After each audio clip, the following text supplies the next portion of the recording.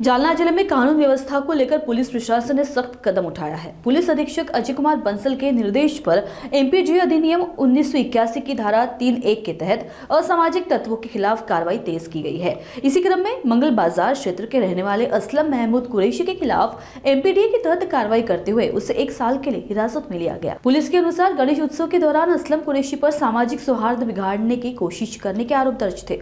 आरोपी की उसने आपत्तिजनक कृत्य का वीडियो सोशल मीडिया पर वायरल कर दो समुदाय के बीच तनाव पैदा करने का प्रयास किया, जिससे त्योहार के दौरान इलाके में तनावपूर्ण माहौल बन गया। सदर बाजार हादी पुलिस स्टेशन में उसके खिलाफ सामाजिक अशांति फैलाने से जुड़े मामले दर्ज किए गए थे।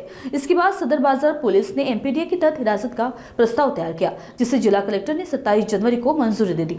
आदेश के अनुसार पुलिस ने असलम कुरैशी को हिरासत में लेकर छत्रपति संभाजीनगर स्थित केंद्रीय जेल में 1 साल के लिए भेज दिया है। यह कार्रवाई वरिष्ठ अधिकारियों के मार्गदर्शन में की गई, जिसमें जिला और अपराध शाखा के कई पुलिस अधिकारी शामिल रहे।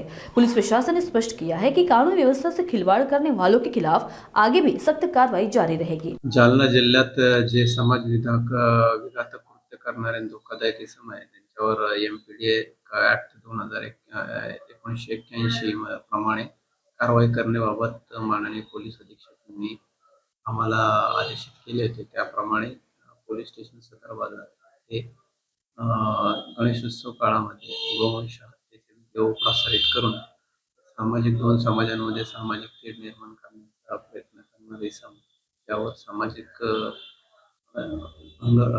विघातक कृत्य करण्याचे बरेचसे गुन्हे दाखल आहेत।